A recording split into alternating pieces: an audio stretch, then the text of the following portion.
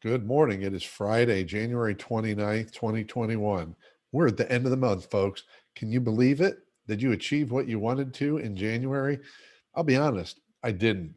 It's time to find a little more focus, a little more resilience, perhaps, and certainly a little more prioritizing for me. But that's not the topic for the day.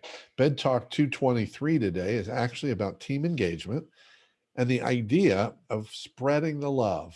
And what I mean by that is spreading the love of leadership development to more than just your top leaders. I was just reading an article this last couple of days, came out of Gallup, and it was saying this. Look at this statistic.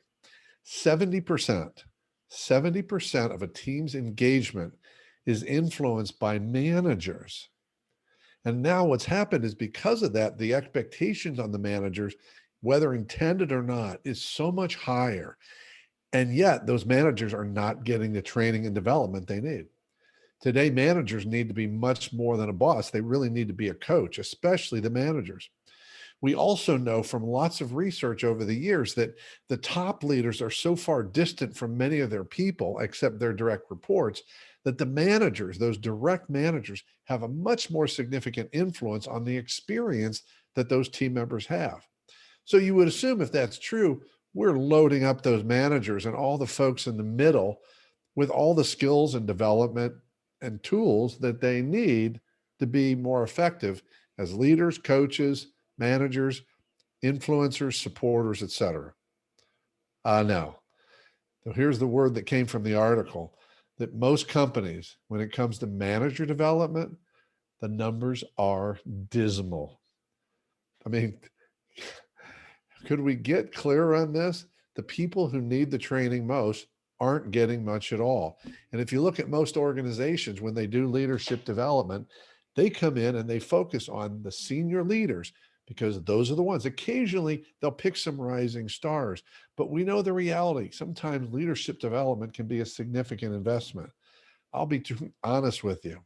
My business partner, Craig Matthews, and I started an organization called Cardivera, CARDIVERA.com, to address this gap, to offer leadership development to everyone in an organization, not just the senior executives.